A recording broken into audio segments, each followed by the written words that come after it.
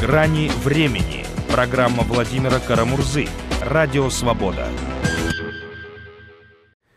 Добрый вечер. Сегодня мы обсудим ночное происшествие на Тихорецком бульваре в Москве, так называемом Люблинском рынке. Там вечером в среду собралось более 100 трудовых мигрантов, которые пришли после того, как охранник избил грузчика из Таджикистана. Сегодня гость нашей студии аналитик Комитета гражданского содействия Константин Троицкий. Здравствуйте. Насколько типично вот это отношение к трудовым мигрантам из Средней Азии?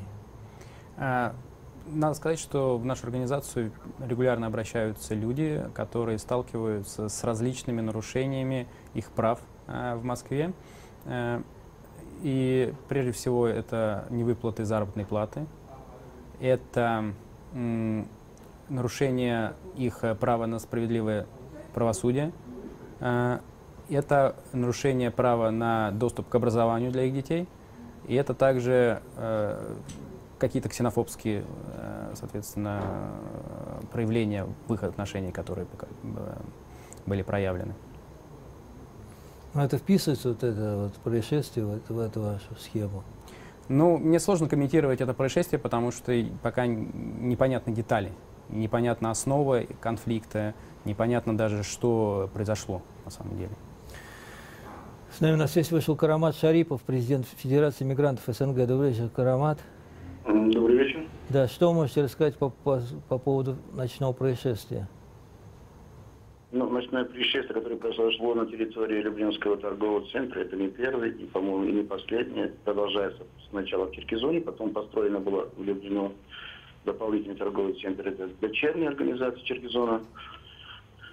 И в целом за последние 3 года более 17 граждан были убиты, соответственно, были искалечены, по информации от граждан. И у людей терпение лопнуло, когда увидели последние события, что в 14:30 20 числа сотрудники ВИТЕС охраны данного рынка забрали гражданина Таджикистана за то, что он не заплатил 400 рублей, находясь на территории рынка.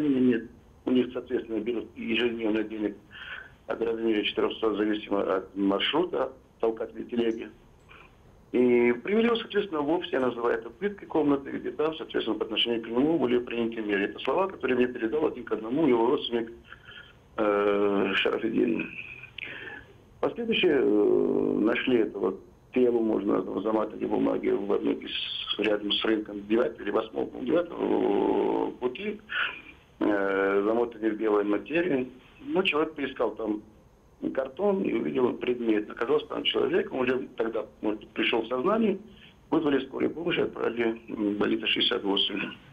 Я прибыл туда по просьбе родственников начала, может быть, 11, и там находился до начала 2 месяца. По приезду ждал приезд главврача и замначальника управления Юго-Восточного административного округа по работе, значит,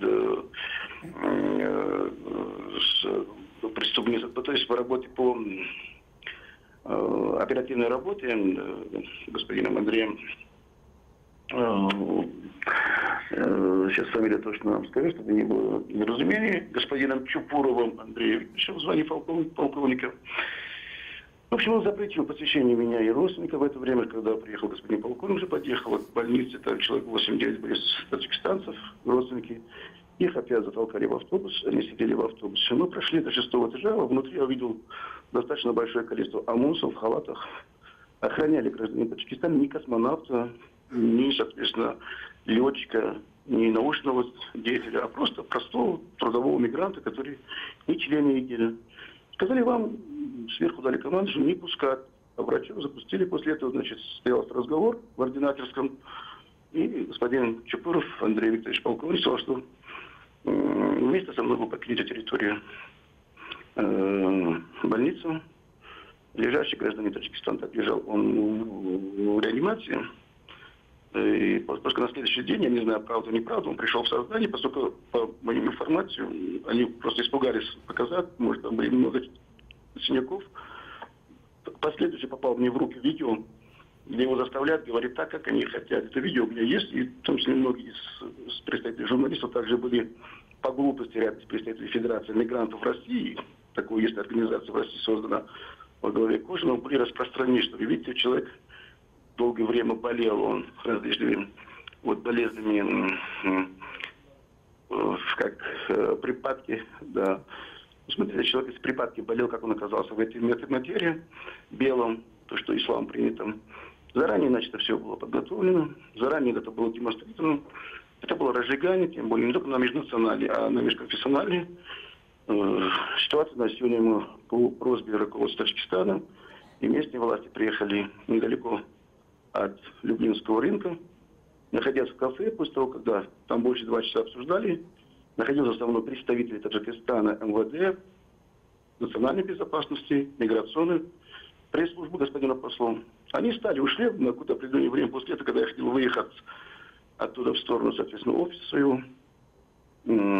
Остановили мне 2 машины, попросили, значит, принять правую сторону и начали сразу обыск. Я ознакомлен несколько постановлений, предупреждений, что якобы являюсь организатором всего того, что происходило на территории рынка. Рынок — это криминальная точка. Это известно, мы все знаем, там были убийства, все остальные, там мафии, которые давно уже были и после Садовода. 14 год, когда были расстреляны граждан Таджикистана, 6 обетом молчания происходит на сегодняшний день. Но родственники до сих пор требуют наказать виновных. Поэтому присутствие граждан Таджикистана на территории данного рынка, я думаю, это все было стихийно. Никто не был из них организатором, ни правозащитники, ни представители корпуса, ни представители России. Люди просто устали от безответственной работы руководства и шумления их прав практически ежеминутно, ежечасно. Спасибо, Карамат. А сейчас вы где вы находитесь? В данный момент нахожусь я у следователя, допрашиваю меня в качестве свидетеля. Соответственно, я просил адвоката, они сказали, что можно без адвоката допросить, поэтому попросил помощника адвоката, сам Кадиров находится здесь. Допрашивать меня, я готов. То, что знаю, то, что видел. Но несмотря на это, я думаю, что это проблема Таджикистана, в первую очередь. Таджикистан бросил своих людей на произвол судьбы, на растерзание других людей. Это страшно. Страшно, потому что в 21 веке, в современной нашей России, происходит подобие. Со мной сегодня связались в Государственной Думе комитет по национальным вопросам. Завтра у меня встреча с Горденко, заммэра города Москвы и управления, где они хотят выслушать мою точку зрения. Я думаю, что сотрудники полиции будут делать свое дело, потому что 2 года назад, вы знаете, в течение меньше 1 года у меня в квартире были 78 сотрудников в масках СОБРов, где искали, бросали, пытались бросить наркотиков. Последующий, Московский городской суд их действия считал незаконными. Дальше они начали, поэтому сегодняшний существующий рынок – это есть кормушка для людей, а проблемы человека, как было, остается без внимания, пока не будет общественных деятелей. Спасибо, оставайтесь на связи, Карамат, мы вас еще выведем в эфир. А сейчас у нас на связи гражданский активист Бахтиер Сатори. Добрый вечер, Бахтиер.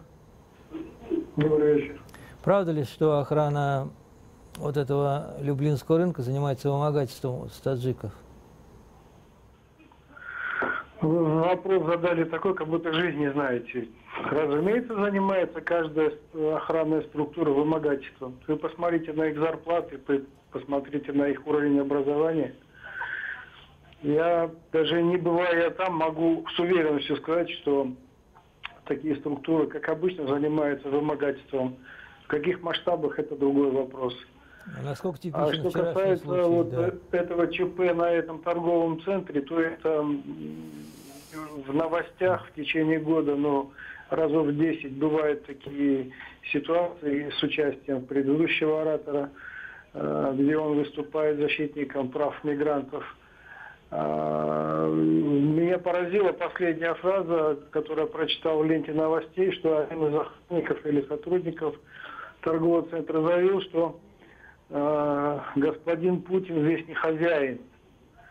Вы понимаете, что мы подходим к какой-то опасной черте, когда какие-то полувооруженные формирования под названием охранных ЧОПов там или по-другому уже возомнили о себе такое, что трудно сказать в нынешней России, к чему это может привести. Я это говорю почему? Потому что трудовые мигранты тоже адаптируются. И адаптируются не так, как бы это хотели российские власти.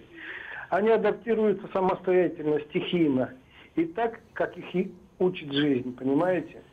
Они адаптируются к этой жесткости, к этой наглости, к этому беззаконию. Поэтому на фоне отсутствия, полного отсутствия государственной политики адаптации среди трудовых мигрантов, они адаптируются так, как это требует жизнь. Соответственно, происходит неизбежное столкновение двух этих группировок. Я имею в виду группировку, хочешь не хочешь, группируются трудовые мигранты и более-менее так в законной форме вот этих вот ЧОПов, которые охраняют золотой бизнес отдельных полуолигархов. Спасибо, Бахтияр Арсеньевич, на связи. Вопрос нашему гостю Константину Троицкому. Константин, а насколько типичен случай судебного произвола при выдворении мигрантов из России? Ну, это в Москве, если мы говорим о Москве, потому что мы проводили исследования, мониторинг судов, районных судов, которые как раз и осуществляют судебные постановления и судебные решения выносят в отношении трудовых мигрантов о выдворении или не выдворении их из Российской Федерации. Наш мониторинг показал, что это типичное нарушение, типично, что нарушаются права мигрантов на справедливое судебное разбирательство. К сожалению, мы встретились с такими произвольными, скажем так, проявлениями, как отсутствие, в принципе, рассмотрения дела фактически по существу, когда решения о выдворении выносились без фактически судебного разбирательства и рассмотрения. То есть это такой поставленный на поток процесс очень часто. Конечно, бывают исключения, естественно, и бывают исключения из правил, когда судьи стараются в отдельных судах соблюдать все положенные процессуальные нормы, но очень часто, к сожалению, рассматриваются дела просто в коллективном таком порядке, скажем так, что на одном судебном заседании, значит, присутствует более чем один, соответственно, привлекаемый к административной ответственности. Вот. И, к сожалению, мы выявили, что в большинстве случаев, в Москве, по крайней мере, которые нам были известны, которые мы посетили, соответственно, в большинстве случаев был именно применен такой порядок коллективного рассмотрения дел. А имеют ли мигранты какую-то юридическую защиту со стороны посольства или со стороны, может быть, своей родины? Ну, смотрите, мы вот, например, оказываем юридическую помощь трудовым мигрантам, и, в принципе, когда они к нам обращаются, если они к нам обращаются, то мы оказываем бесплатную юридическую помощь, в частности, в делах о неправомерном выдворении, да? Соответственно, очень часто, к сожалению, трудовые мигранты не знают о своих правах, да? Не имеют представления и не знают, к кому обращаться. И очень часто они вводятся в заблуждение, так или иначе, там, сознательно или несознательно, но они подписывают, скажем, то, что они владеют русским языком, тогда как на самом деле очень часто они не владеют русским языком или не владеют в той степени, чтобы понять, о чем, собственно, идет речь на заседании. Переводчиков, к сожалению, в районных судах Москвы, как мы это выявили, трудовым мигрантам из Центральной Азии предоставляют крайне неохотно. То есть даже если очевидно, что человек не понимает, о чем идет речь, в целях, видимо, ускорения процедуры, так как в 2013 году резко возросло количество решений о выдворении из Российской Федерации, к сожалению, в таких случаях просто, видимо, экономят время или еще что-то. Но в любом случае происходит нарушение действительно прав трудовых мигрантов. Бахтияр, насколько типичен случай неправомерного выдворения таджиков из территории России? Я вам расскажу на случай из жизни. В июне месяце, когда был священный месяц Рамазан, мы посещали коллективное разговение и, значит, побеседовали с мигрантами во Владимирской области. Вы знаете, откровенность на откровенность разговор пришел к такому выводу, что они сами готовы находить правонарушителей, тех людей, которые не имеют легальных документов или нарушают какие-то законы Российской Федерации, с тем, чтобы тень подозрений не падала на них. Потому что в жизни бывает как? на соседней улице, на какой-то стройке обнаружили с десяток человек, у которых просроченные там патенты или другие документы, приезжает группа вооруженных сотрудников правопорядка и без разбора всех машин. А как суды происходят, предыдущий оратор вам сказал. Что касается правовой помощи со стороны адвокатского сообщества или дипломатического ведомства Таджикистана здесь, в России, об этом только красиво можно писать, красиво можно говорить, но в реальности этого нету. Понимаете, поэтому происходит, я так почувствовал вот по серии своих поездок, что внизу происходит какая-то самоорганизация трудовых мигрантов, чтобы они сами следили бы за тем, чтобы их собратья не нарушали местные правила и местные законы, потому что потом метелка метет всех подряд без разбору.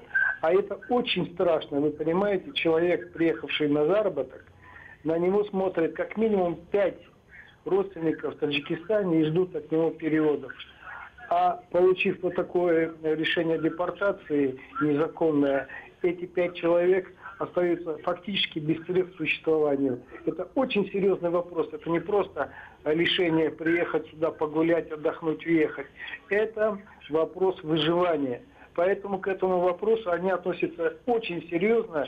И над этим процессом мы сейчас вот думаем, как подойти, чтобы его как-то организовать более-менее по уму. Вопрос к Карамату Шарипову. Есть ли какие-то межгосударственные соглашения, которые регулируют участь мигрантов из Таджикистана в России?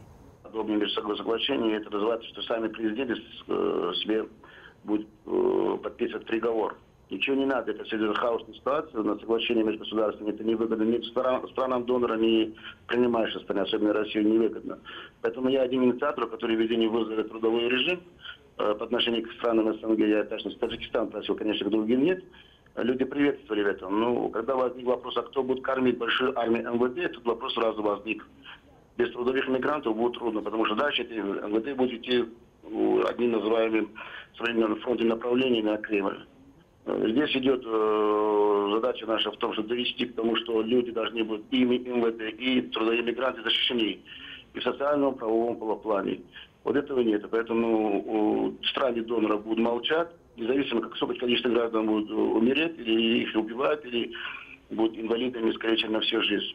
Это сложная тема, это мы называем глобальной темой миграции. Они верят, Таджикистан может быть максимум отправить 100 тысяч или 150, ну не 1,5-2 миллиона в разных странах мира, в том числе в России больше миллионов. Здесь глупость со стороны всех людей, которые сегодня не хотят правильной концепции, правильной программы предоставить господину Рахмонову. Я думал, человек внутри увидит, и господин Путин бы также, что пора надо возвращаться на родину и не унижаться, и тем более увидеть вот этих называемых терроре, которые производятся по отношению граждан, а мы их не хотим считать террористами. Это террористы совершили. Те люди, которые уверены были, что они останутся безнаказанными. Я думаю, что это безнаказанно не останется, если против нас уже возбуждают уголовное дело. Поэтому они не хотят сажать свои кабины на том рынке в 2014 году садоводцев. Ну, здесь беззубость, может, властей будет показана. Я думаю, на этот раз власти будут решать положительно, на этом рынке уже будет порядок. Карамат, а насколько типичен вчерашний случай от массового сопротивления или такого даже чуть ли не восстания таджикских мигрантов? Абсолютно, я считаю, что действия граждан надо давать оценку правильно, по той причине, чтобы они просили руководство рынка наказать виновных и передать в руки правосудия. А их считать какие-то саботажами или сбор людей, или бастующие, это было бы глупости. Если какие-то, значит, были со стороны провокаторы, их надо, конечно, наказывать. Без этого нельзя. Там все не могут быть хорошие. Но основная масса, 90%, это были те люди, которые работали на территории рынка, уже работают давно, больше 10-15 лет. Они просили, чтобы были наказаны. Не передали, соответственно. Но сегодня я вижу, что абсолютно про мигрантов забыли. Их считают количество. Я только вот прошел с 1 по 3 этажа УВД Люблину. Практически коридоры забиты. Забиты одними гражданами из Таджикистана. Ни посольства, ни миграции, ничего не решили. Просто приехали, показали свое лицо, покушали в кафе, сели на машине, уехали. Там, тем более, был представитель национальной безопасности Таджикистана, там представитель МВД Таджикистана, сам пресс-секретарь пресс-службы господин посла. соответственно, был в миграции. Но это что это называется? Это называется издевательство по отношению к собственному народу. Сели и ушли. Даже когда нас сотрудники ДПС задержали, остановили, говорим, мы проверяем вашу машину, я звоню, говорю, посмотрите, господа сотрудники ДПС, они подошли, говорят, уехать. Я понимаю так, если они сели на машину, подошли к нам в машину, посмотрели в окошко, они сами были в испуге, чтобы их сейчас здесь не остановили и дальше не рассмотрели их автомобиль. Вот это и есть отношение корпуса к собственным гражданам. Спасибо. Вопрос Бахтиеру Сатори. А какие основные места работы таджикских мигрантов? Это, я понял, торговые центры, а еще где они работают в Москве? В связи вот с кризисом в России, да, со снижением объемов производства, соответственно, возросло в процентном отношении количество работников в торговых центрах, несколько снизилось в сфере строительства. Но это официальные данные. Во всяком случае, им можно верить и можно не верить по желанию. Что интересно, сейчас очень стала популярна работа и в сельском хозяйстве. Потому что очень много людей из Таджикистана приезжает из сел, которые хорошие специалисты в вопросах земледелия и выращивания сельхозкультур. Вот. Но на данный момент значительная часть, и та, которая на слуху, это сфера услуг и торговля. Спасибо. Вопрос к Константину. А каков уровень квалификации вообще приезжих из Таджикистана в целом? Ну, мне сложно судить, потому что нету как таковой статистики, да, вот, поэтому, наверное, я как-то в процентном отношении не смогу сказать. К нам обращаются разные люди, скажем так, да, то есть, но в основном это трудовые мигранты из сферы либо строительства, либо из сферы, связанные, ну, с уборником, с уборкой территории, дворники, прежде всего. Да, но вот их какие проблемы в основном волнуют? Ну, очень часто это проблемы, связанные с невыплатой заработной платы. То есть, так или иначе, происходят какие-то манипуляции, когда люди работают, им выплачивается либо часть, либо не выплачивается ничего, и после какого-то времени они как бы увольняются. Часто это происходит без заключения трудового договора.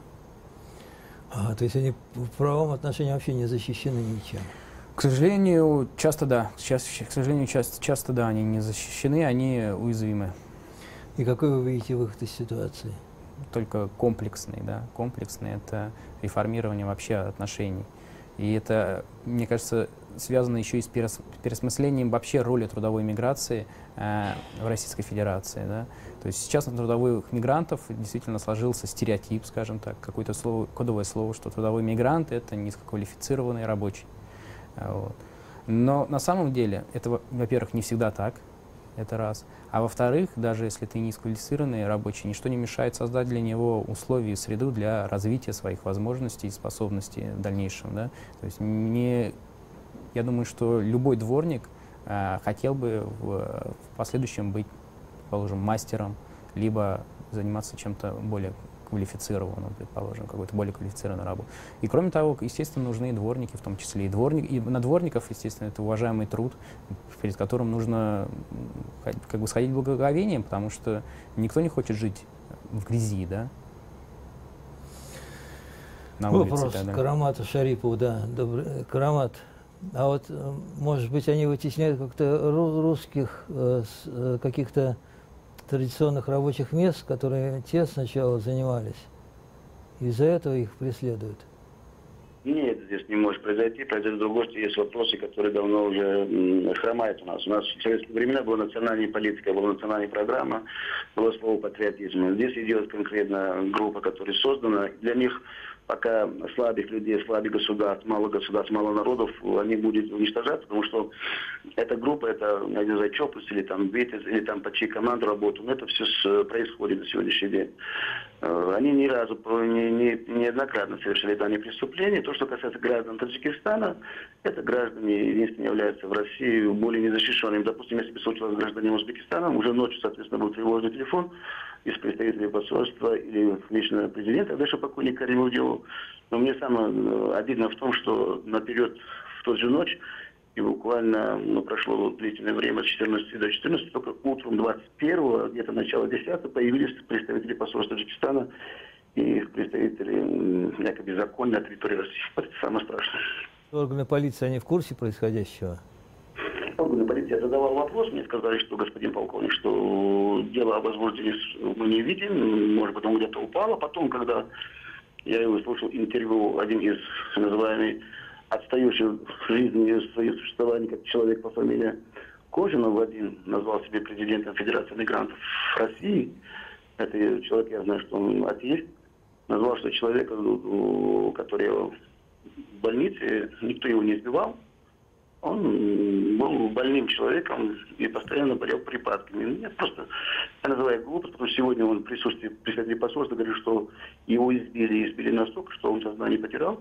А потом попал мне в руки в видео, где его просто пытаются говорить то, что хотят те люди. Оказалось, это был господин Кожинов с одним из двух представителей Таджикистана, находясь в комнате, брали у него видеообращение. Спасибо. Вопрос Бахтиеру Сатори. Насколько чревата ситуация повторением вчерашнего конфликта? Вы знаете, я вам скажу, вот, может быть, так, не безрадостную вещь. В обществе происходит какое-то вот подспудное нагнетание обстановки, связанное с политикой или с чем-то. Но я считаю, что это связано с комплексом всех направлений нашей жизни. Это и санкции, это и приближение выборов, это усиление, значит, бытового национализма, и наплыв мигрантов с уровнем образования гораздо ниже среднего. И осложнение ситуации в странах, откуда они едут, допустим, в Таджикистане, вовсю расцветает непотизм. Поэтому люди сюда приезжающие, они уже приезжают не для того, чтобы отработать, уехать. Они уже думают о том, чтобы остаться здесь. Они присматриваются к этой территории как к территории своего будущего ареала жизни, понимаете? Это вызывает несогласие местного населения, на этом играют, на этих противоречиях работают политики. Но самое, что интересно, происходит обучение противоборствующих на данном этапе еще не столкнувшихся сил. Это те, которые, значит, радикализируются здесь, на территории Российской Федерации, местные жители. И происходит радикализация приезжающих из стран Средней Азии, в том числе я имею в виду из Таджикистана, понимаете? Если взять вопрос миграции отвлеченно от стран их прибытия, то мы ничего не поймем. Надо изучать ситуацию, откуда они приехали, с какими мозгами, с какими мыслями. Вот тогда становится ясно, кто к вам прибывает. Я открою маленький секрет. Я в течение 2 лет возглавляю организацию, некоммерческую организацию информационно-аналитический центр «Прогноз», где пытаюсь разработать и донести до органов власти одну маленькую вещь, что необходимо сейчас работать с трудовыми мигрантами в части профилактики их радикализации. И поверьте мне, ни одна государственная структура, которая сидит на бюджете, ни одна структура, которая имеет какие-то меценатские деньги, не проявила интерес. Начиная с бывшего ФМС и кончая администрацией уважаемого президента. Никто не хочет этим заниматься. Хотя почти ежедневно ловят. Потом мы узнаем, что не так поймали, не того поймали, все остальное. Мы просто сами себя успокаиваем. Происходит радикализация. Жизнь сама, хочешь не хочешь, людей озлобляет. А выход к этому, к негативу очень простой.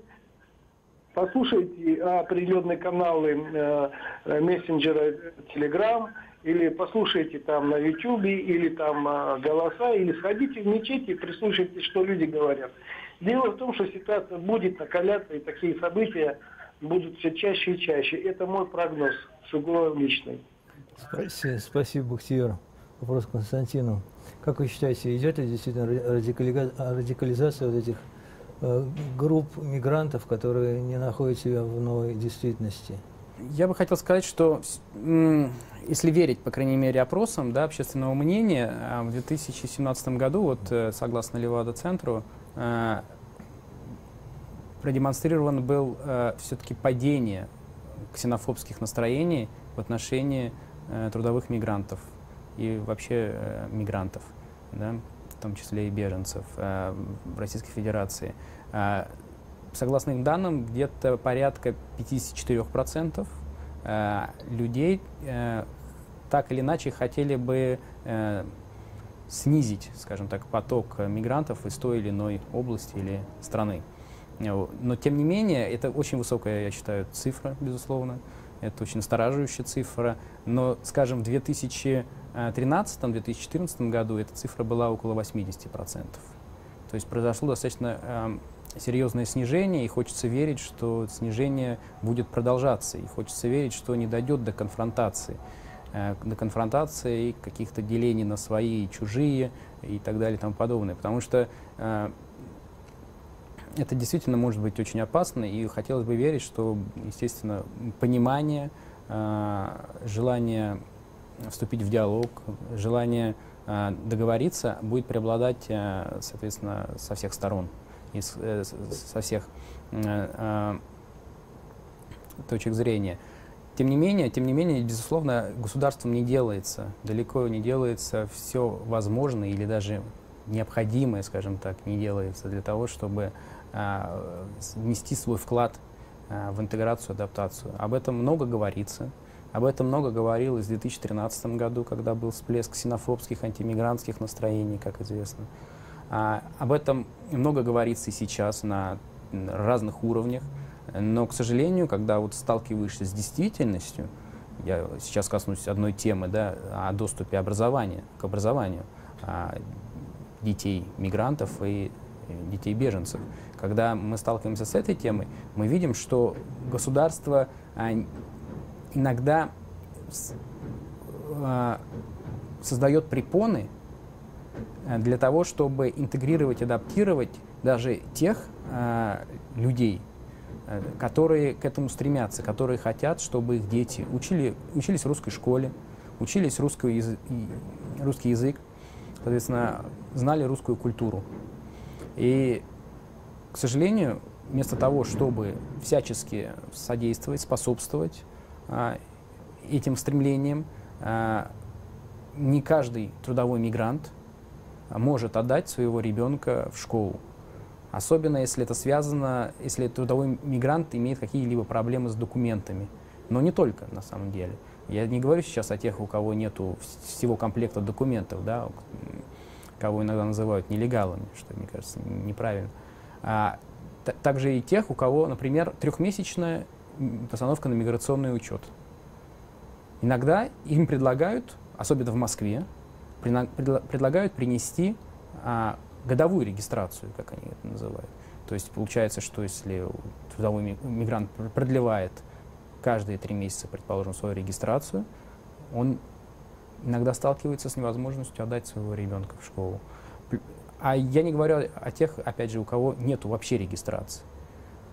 Бытует такое мнение, что таких, соответственно, обучать не надо. Но почему? Во-первых, в чем состоит вина ребенка в данной ситуации? Во-вторых, есть объективная ситуация. А в-третьих, есть Конституция, есть огромное количество ратифицированных соглашений Российской Федерации, в том числе, соответственно, по линии ООН и по линии СНГ, где черным по белому написано, что каждый, соответственно, имеет право на образование вне зависимости от социального статуса, от его экономического положения. То есть человек приходит в школу, нужно помогать ему, соответственно, чтобы его дети там учились и интегрировались, а не препятствовать это из каких-либо соображений. Будь это соображения ксенофобские, будь это соображения экономическими, это не имеет никакого, на мой взгляд, значения, в чем источник этих представлений.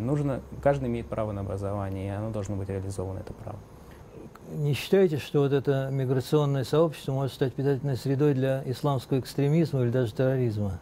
Господин Карамурза, вы сами подумайте, примерное количество находящихся в Москве и Московской области мусульман, это где-то минимум 3 миллиона человек. Около 20 молельных комнат только в Московской области. 4 мечети в Москве и 2 шиитские мечети, построенные посольством Ирана. Это на несколько миллионов жителей. Это первое, что надо учесть. Второе. Происходит эскалация боевых действий там и расширение зоны боевых действий в сторону южных границ СНГ. Это второе. Третье. Я сам по себе географически проживаю недалеко от маршрута, куда едут трудовые мигранты, в это Сахарово. И находится такой стихийный рынок автолюбителей, которые предлагают свои услуги не только там довести, но и сделать документы, в том числе документы о российском гражданстве. Я с некоторыми беседую, разговариваю, я смотрю, что бизнес развивается, причем бизнес развивается под серьезной крышей. Рано или поздно эта крыша войдет в противоречие с чем-то. А деньги крутятся очень большие. А там, где большие деньги, соответственно, возникает какая-то идеология. Затем в Таджикистане вымывается все исламское. Под новым видом, новых традиций, так сказать, под новую политику. Люди не согласны с этим, уезжают оттуда, и здесь начинают отращивать бороды и заниматься, значит, соблюдением всех традиций, прописанных в Коране. Это вызывает, конечно, оторопь у местного населения. Рано или поздно все это войдет в то, что следующее поколение трудовых мигрантов, которые сейчас еще в средних классах школ, они будут резко, значит, отличаться от своих сверстников славянской национальности, местных ребят, которые здесь учатся и живут. Рано или поздно, при отсутствии государственной политики в этой сфере, этим будет заниматься улица, этим будут заниматься люди, которые на этом будут делать свои политические какие-то дивиденды. Вот буквально несколько месяцев назад Путин только дал поручение ФАДНу заняться адаптацией трудовых мигрантов. До этого года два, чем они занимались, непонятно. И я очень сомневаюсь, что адаптация трудовых мигрантов при таком кадровом наполнении ФАДНа и количественном в отношении, что это даст какой-то результат. Пока в местных органах власти при каждой администрации не будут созданы определенные отделы, скомплектованные профессионалами, мы дело с места не сдвинем. И мы получим очень серьезную проблему. Сейчас уже некоторые эксперты говорят о том, что ни экономика, ни политические вопросы могут содрогнуть Россию, а именно межнациональные, межконфессиональные противоречия. Об этом надо просто помнить всегда. И немножко, когда будучи на улице, слушать, что говорят люди. Становится ясно пульс, чем живет улица. Спасибо, Бахтияр. Константин, как вы считаете, может ли вот эта ситуация дать толчок исламскому терроризму? Я боюсь прогнозировать. Главное здесь, чтобы этого не произошло и не происходило, это то, что я еще раз повторюсь, это, конечно же, программы по интеграции, по адаптации. Да? А есть какие-нибудь вот позитивные примеры, когда она выполняется, какие-нибудь семьи, которые смогли ассимилироваться? Я могу здесь? сказать позитивные примеры на уровне волонтерства. К нашу организацию обращается достаточно много людей, которые хотят помочь людям, то есть и хотят помогать людям, именно которые воспринимаются часто как чужие, как приезжие, скажем так, да. И достаточно много, и мы столкнулись с достаточно таким серьезным всплеском вот как раз интереса к помощи таким людям. То есть на самом деле важно здесь создавать вот такие вот организации, какие-то центры, да, и они создаются на самом деле, неправительственные прежде всего, которые берут на себя вот эту задачу по адаптации и интеграции. Конечно же, их недостаточно. Конечно же, требуются какие-то действия со стороны государства в этом направлении. Безусловно, очень важно, чтобы на базе школ создавались программы, и всегда был какой-то алгоритм действий в любой школе, неважно, где она находится, если туда обращается, будь то трудовой мигрант, будь то беженец. Я могу привести один пример. У нас в Егорьевске, это такой небольшой городок в Московской области, проживает заявитель, беженец. У него несколько детей. Двое старших, так получилось, что они приехали уже в таком, ну, нельзя сказать, в зрелом, но для детей это, конечно, достаточно уже сформировавшийся образ. Там одному ребенку, по-моему, 14 лет, другому ребенку 11. Они не знают русский язык, естественно. Они, как добропорядочные граждане, пошли в центр, в управление образования в местное и сказали: вот так-то и так-то, мы здесь беженцы, пожалуйста, помогите нам выучить русский язык, потому что отец тоже разговаривает по-русски достаточно плохо, соответственно, родственников здесь близких нету каких-либо. И что им там ответили? Им ответили, что у них нету специалиста по обучению русскому языку как иностранному на весь Егорьевск. И нам в последующее то же самое ответили. К счастью, там нашелся логопед, который за очень умеренную сумму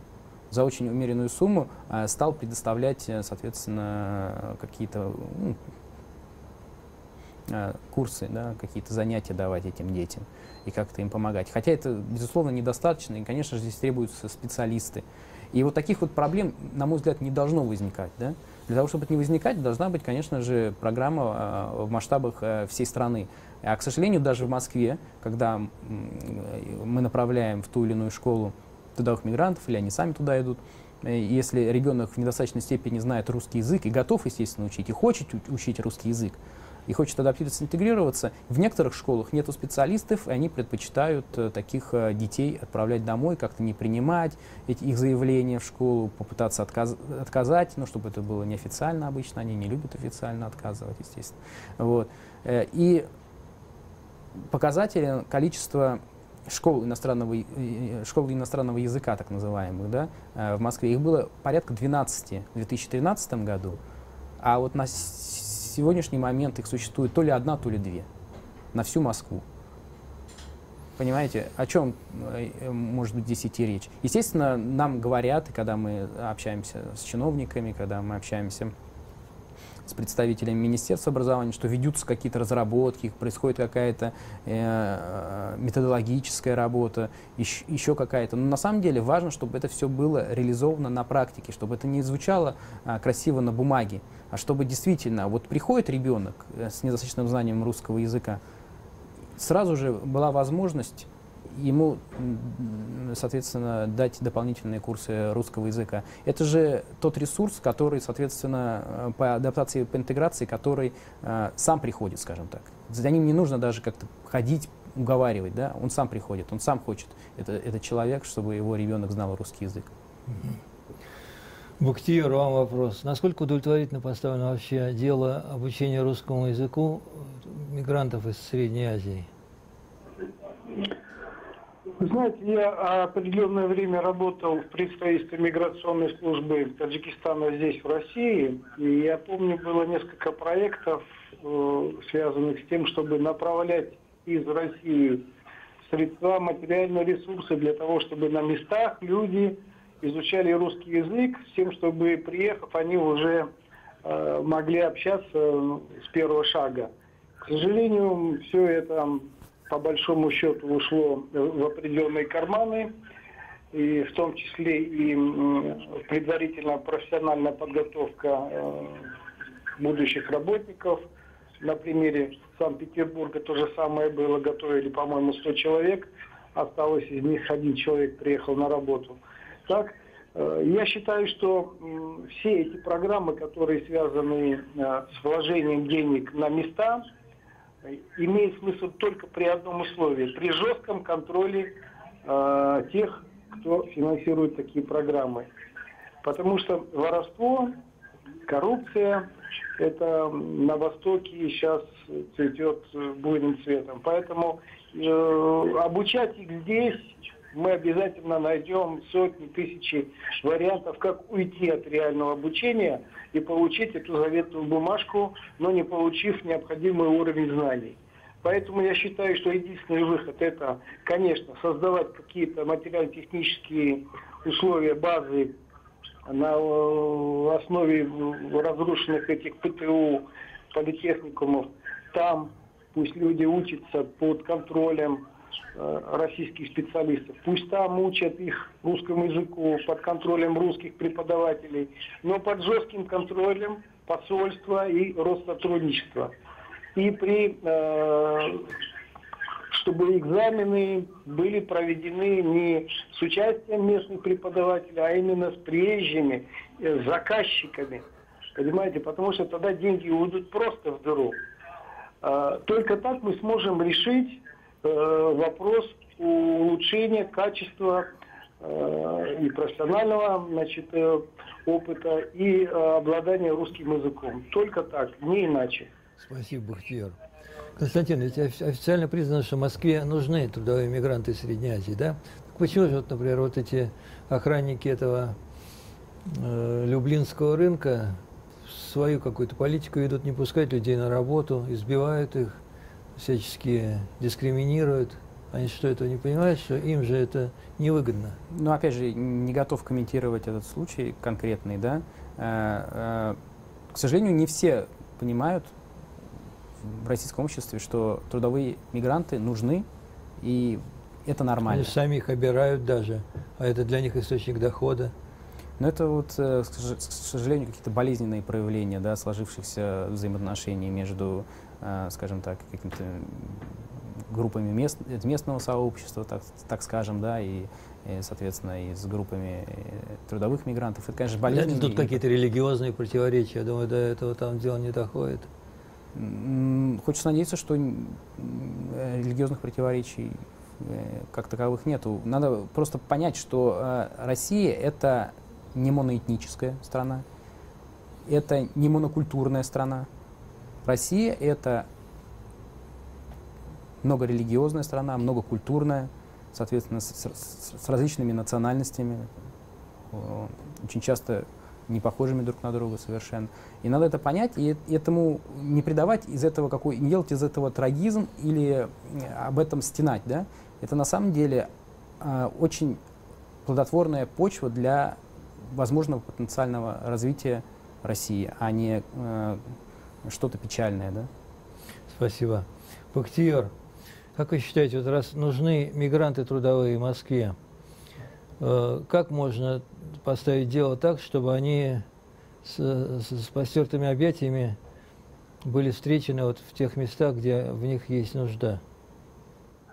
Дело в том, чтобы их так встречали тепло, само местное население должно измениться. Если вспомним 40-е, 50-е годы, какая дружба была, какие были симпатии между народами. Сейчас такая пропасть, что представить себе иную картину, чем сейчас, очень сложно. Видимо, что-то должно произойти экстраординарное, катастрофическое, чтобы их встречали с улыбками хотя бы на устах.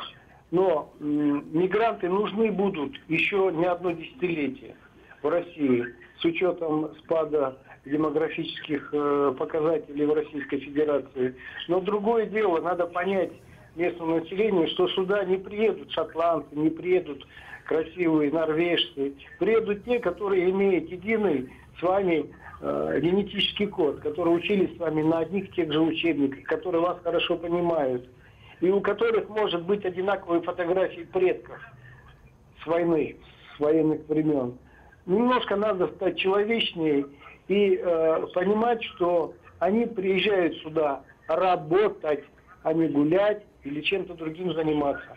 А местные органы власти должны меньше думать о кармане, а больше заниматься тем, чтобы адаптировать это местное население, которое выполняет производственные задачи и поднимает экономику этой местности, с тем, чтобы они нормально вжились в эту структуру, в этот социум, чтобы не было проблем, чтобы наоборот эти нации взаимообогащали себя. Вот вы посмотрите, в Америку в год въезжает несколько миллионов человек. Почему-то там такого не происходит. Да, Такого там не происходит. Наоборот, в каждом городе открываются кафешки разных национальностей, и люди ходят и отдыхают, и вместе проводят, и женятся. У нас почему-то этого нету. Какая-то неизведанная болезнь. А эту болезнь должно решать государство. Спасибо, Бахтияр, спасибо. Константин, а в каком сейчас состоянии находится ваш комитет гражданского содействия? Признан ли он иностранным агентом и так далее? Да, он еще в 2015 году был признан иностранным агентом, да. То есть мешает вам работать, да, откровенно? Еще за ваши же добрые дела вам платят черной неблагодарностью. Ну, к сожалению, получается, что так. Я хотел бы добавить по поводу того, как вот попытаться переломить ситуацию с высоким уровнем ксенофобии. Нужно, соответственно, культивировать примеры. Они на самом деле есть. Их, если даже искать особо не нужно, на самом деле. Они встречаются достаточно часто, когда, соответственно, трудовой мигрант вполне себе вживается, скажем, в местную среду. И когда ему благодарят за хорошо сделанную работу, когда выстраиваются отношения продуктивные, мирные, такие, какие должны быть на самом деле, да? Это, мне кажется, важно тоже, чтобы эти примеры присутствовали. Их на самом деле достаточно много. Да, ведь эта проблема касается не только таджикских мигрантов, да? Она вообще в целом на все миграционное, так сказать, пополнение Средней Азии распространяется, правильно? Ну, смотрите, вообще варьируется, да, какой-то, скажем, преобладающий тип чужого. Он может в зависимости от какой-то политической конъюнктуры, от еще каких-то представлений, он может изменяться. Да? То, что говорили о том, что в СССР, соответственно, эти люди воспринимались как свои, сейчас они иногда воспринимаются как чужими, некоторыми. Да? Соответственно, если изменить какие-то конфигурации, я не говорю сейчас о восстановлении СССР, нет, не об этом, а просто изменить конфигурацию, как-то изменить отношения, да, то, соответственно, и отношения между своими и чужими поменяется. Но главное должно быть, мне кажется, понимание, что все мы относимся к такому, к человеку, да, все мы люди в конечном счете, да, и это самое главное, это то, что должно нас объединять, а все разделения, они ни в коем случае не должны вести к каким-то конфликтам, к насильственным проявлениям и так далее. Большое спасибо. Напомню, что мы сегодня обсуждали межнациональные проблемы, ксенофобию, которая иногда прорывается в столице Российской Федерации, которая всегда была центром притяжения для людей разных национальностей. В частности, сегодня был конфликт с таджикской диаспорой. В «Волнах Радио Свобода» звучала программа «Грани времени». У микрофона работал Владимир Карамурза-старший, редактор программы Андрей Трухан, продюсер Марк Штильман и Дмитрий Налитов. Всего вам доброго.